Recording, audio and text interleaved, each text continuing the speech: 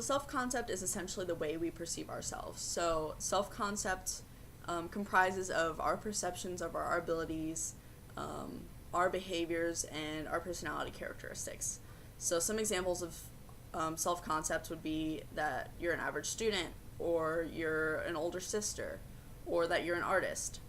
And these things all differentiate us from other people and set us apart as unique individuals. So, some other things that influence our self concept are the way others perceive us. So, if someone responds to our behavior in a positive way, that's going to reinforce our self concept. But if they respond in a negative way, that's going to impact the way we view ourselves and cause us to change that behavior. And also, social roles influence the way we perceive ourselves. So, if I was a member of some organization and I played an important part in it, that would influence the way I see myself, and also the way I behave in that society or organization. So on this slide, I have two pictures.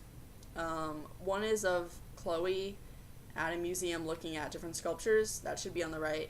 And in the second picture, Chloe is practicing her violin, and her roommate's also there. So in the first picture, to give you some background, she dated this guy all throughout high school and college, and he was a big support system for her. At Johns Hopkins, she studied neuroscience and art, and he was a big motivator for her.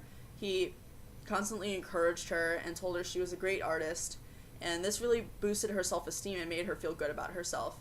And that ultimately played a role in how she viewed herself as an artist, and not that it wasn't her own efforts that got her where she is today, but he did play a big part. So when she was at the museum, seeing this artwork and being an artist, like, that's a big part of her own identity. It was emotional for her because she was creating this new memory without him, and that influenced her self-concept because she's now single and she's learning who she is apart from him.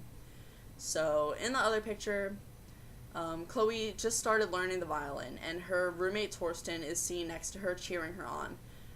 And you can't hear it, but Chloe's playing was actually really screechy and not pleasant to listen to. But because her roommate was so encouraging of her, she was telling her, like, you know, you're doing really well, like, keep going.